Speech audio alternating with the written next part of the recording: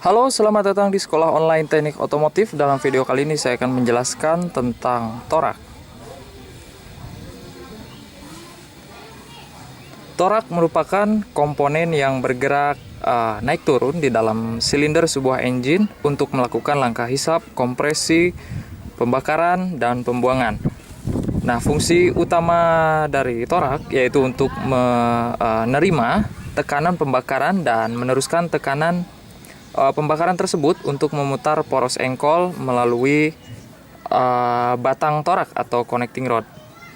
Nah, torak terus-menerus menerima temperatur dan tekanan yang tinggi sehingga harus dapat tahan saat engine beroperasi pada kecepatan yang tinggi untuk periode waktu yang cukup lama. Dan pada umumnya torak terbuat dari bahan paduan aluminium dan alasannya adalah selain lebih ringan, aluminium juga radiasi panasnya juga lebih efisien dibandingkan dengan material lainnya. Nah, nama-nama atau komponen bagian dari torak akan saya tunjukkan. Pertama kita lihat dari atas. Ini adalah area yang menerima tekanan akibat hasil ataupun proses pembakaran di ruang bakar yang menekan piston dari titik mati atas menuju titik mati bawah pada proses pembakaran. Dan juga proses lainnya, area ini melakukan kerja pada saat hisap mendorong campuran udara dan bahan bakar, dan pada saat kompresi juga area ini menjadi penampang yang mengkompresikan campuran udara dan bahan bakar.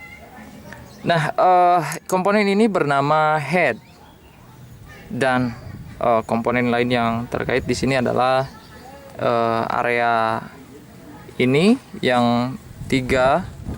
Selain yang menjorok ke dalam, ini adalah lens tiga ini, dan yang lubangnya ini dinamakan dengan grooves. Grooves ada tiga tempat ya. Yang pertama di area atas, tengah, dan paling bawah. Yang paling atas ini adalah yang paling atas dan yang kedua ini adalah compression ring grooves. Sedangkan yang ketiga di sini ini adalah oil ring grooves. Ketiganya adalah tempat pegas torak ataupun cincin torak tersimpan di area ring groove ini. Dan yang lainnya, area ini dan juga ini adalah piston skirt yang berfungsi sebagai penampang pada saat piston menerima tekanan menyamping seperti ini. Area skirt menahan penekanan misal di area sini mendapat tekanan, maka piston cenderung bergerak seperti ini, maka skirt menahannya. Dan juga sebaliknya, pada saat tekanan di sini, skirt area ini menahannya. Dan yang lainnya di sini area dalam ini adalah piston pinhole. Dan yang berikutnya, jika kita lihat dari dalam ini dan juga ini adalah piston pin boss. Dan yang terakhir ada lubang-lubang, dapat kita lihat ini. Lubang-lubang tersebut dinamakan dengan drain holes. Oke, berikutnya kita bahas mengenai celah torak ataupun celah antara torak dengan silinder. Nah, jadi pada saat torak menjadi semakin panas, akan terjadi sedikit pemuaian dan mengakibatkan diameternya akan bertambah atau melebar. Nah, untuk mencegah hal ini, pada engine harus ada semacam celah, yaitu jarak yang disediakan untuk temperatur kurang lebih sebesar 25 derajat Celcius antara torak dan juga silinder. Nah, jarak ini disebut dengan celah torak atau piston clearance. Nah, celah torak ini bervariasi dan ini tergantung dari model engine-nya. Pada umumnya celah tersebut antara 0,02 sampai 0,12 mm. Nah, bentuk torak agak sedikit tirus, diameter bagian atasnya itu lebih kecil dibandingkan dengan diameter bagian bawahnya. Selain itu, celah torak di bagian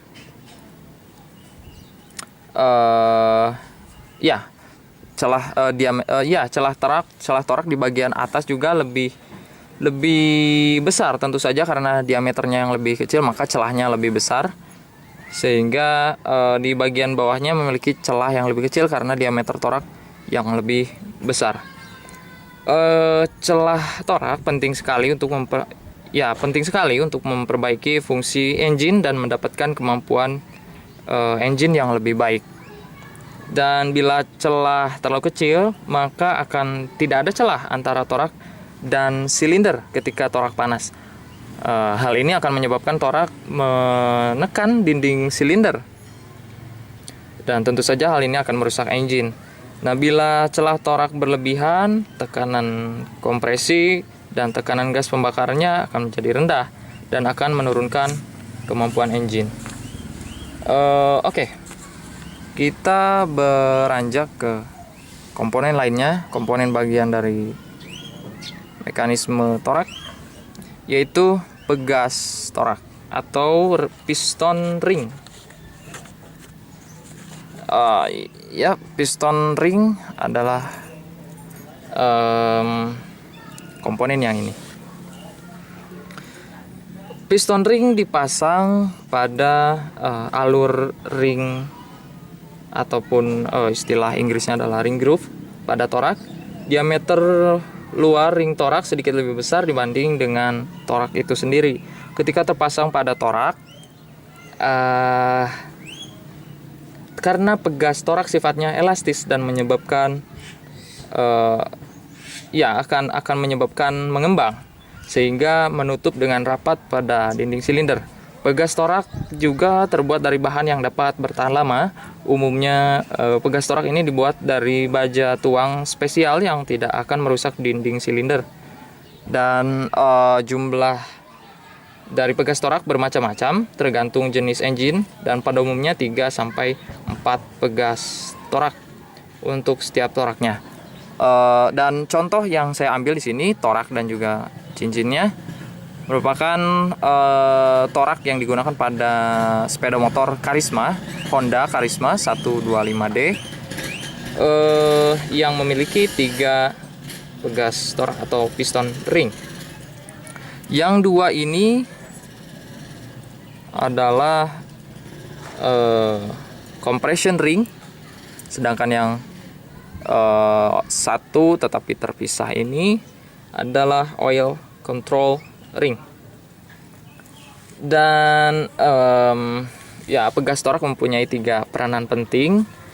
Yang pertama adalah mencegah kebocoran campuran udara dan bahan bakar dan gas pembakaran yang melalui celah antara torak dengan dinding silinder ke dalam bak engkol selama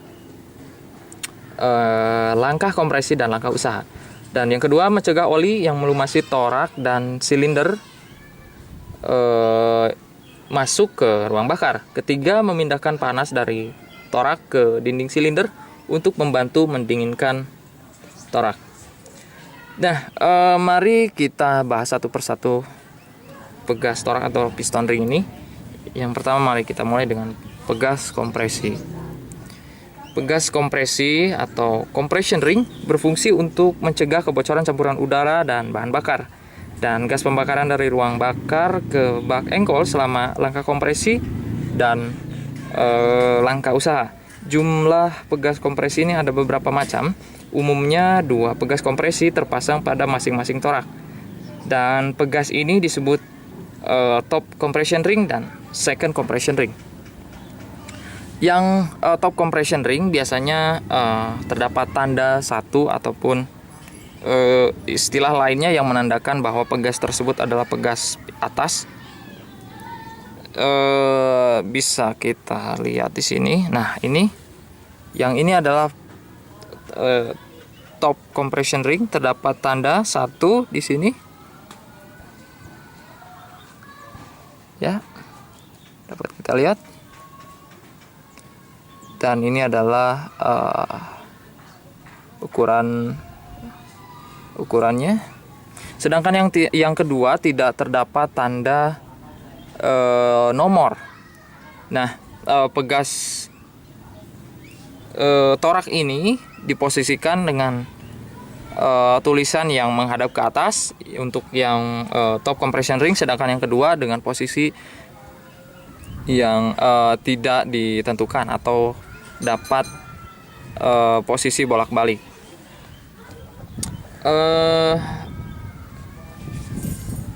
Perlu diingat juga bahwa tepi bagian atas pegas kompresi agak runcing dan bersentuhan dengan dinding silinder.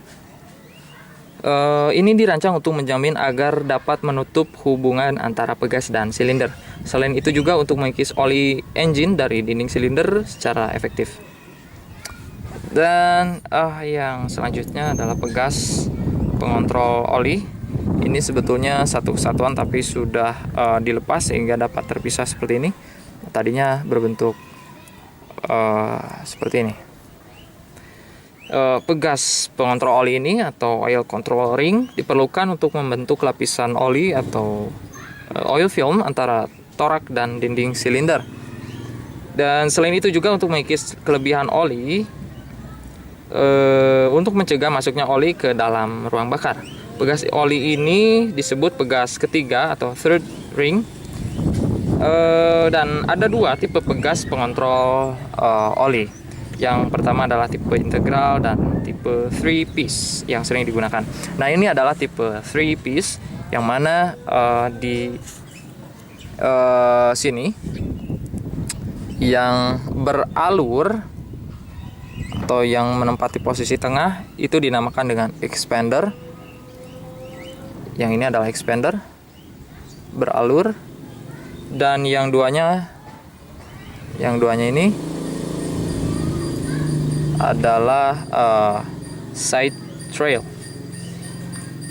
Oke,